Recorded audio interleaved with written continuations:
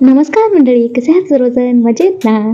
कॅमेराचा angle correct होता का हे चेक करत होते. तर चला, आता दिवसात सुरुवात झालेली आहे. 1 तारखेला हा ब्लॉग मी शूट केलेला आहे. 30 तारखेला देवाला गेलो होतो. 31 तारखेच्या रात्री आलेलो आहे आणि सकाळी 1 तारखेला सगळी कामं सुरू होती. सो मिनी ब्लॉग शूट केलेला आहे.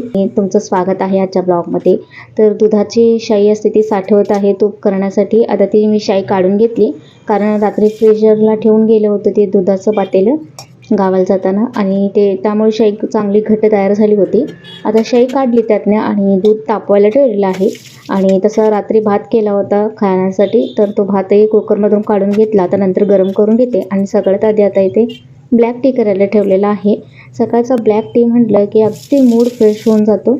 तर चला, ब्लॅक टी कोणाकोणाला आवडतं कमेंटमध्ये नक्की सांगा. तर असं मस्तपैकी आलं टाकून ब्लॅक टी केला आणि त्यानंतर दूध तापलं बघा, छोट्या भांड्यामध्ये काढून घेतलं आणि मोठं भांडं घासण्यासाठी घेतली. आणि जोडके सगळी भांडी घासून ठेवली होती मी आधी गावाला जाण्यापूर्वी. तर ती आता मांडून घेतली. आणि रात्री आल्यानंतर भात वगैरे केला आणि काही फारसं काही जेवण करत बसू नये, कारण रात्री उशीर झाला होता. आता हे बघा, सकाळच्या गडबडीत ना 4 कप्प्याचा डबा आहे हा, आणि मला वाटलं 3 कप्प्याचा. त्यामुळे डबाचं जे साईडचं लॉक आहे ते लावते, बसत का नाही असं म्हटलं. नंतर बघितलं की हा 4 कप्प्याचा डबा आहे आणि एक डबा तर इथं गायब आहे. तर चला असं होतं गडबडीत. त्यानंतर मी ब्लॅक टी घेतलेलं आहे आता मी इथे, आणि भांडी सगळी पडली, गोळा केली आणि तिथं घासून घेते. जेवणाची भांडी, रात्रीची भात वगैरे काढून घेतलेला होता आणि दुधाचं पातेलं होतं, तर ती सगळी भांडी काढून घेतली.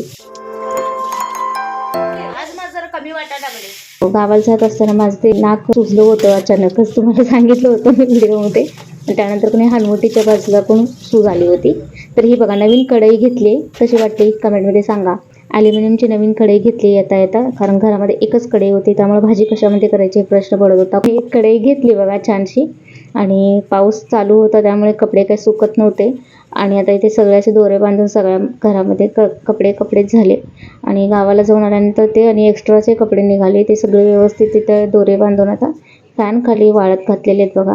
तर तुमच्या घरात अशी परिस्थिती झाली का कमेंटमध्ये सांगा मला. आणि त्यानंतर जे आधीचे वाळलेले कपडे होते ते सगळे आता घडी करून व्यवस्थित कपाटात ठेवून देण्याचं काम चालू होतं, कारण कपड्याचा ढिगारा पसारा झालेला मला अजिबात आवडत नाही. त्यावेळी मी पटकन सगळे कपडे व्यवस्थित घडी करून ठेवत असते. आणि त्यात जास्त कपडे आणि पाऊस म्हटल्यानंतर ते कपडे वाळायचं पण काही लवकर नावच घेत नव्हते, त्यामुळे फॅन खाली सुकवायला ठेवले आणि त्यानंतर कपाट सगळं आवरून घेतलं. तर चला, हा मिनी ब्लॉग तुम्हाला कसा वाटला कमेंटमध्ये सांगा. आणि पुढच्या ब्लॉगमध्ये आपण नक्कीच भेटूयात. Take care and bye. व्हिडिओला लाईक शेअर नक्की करा, सबस्क्राईब करा.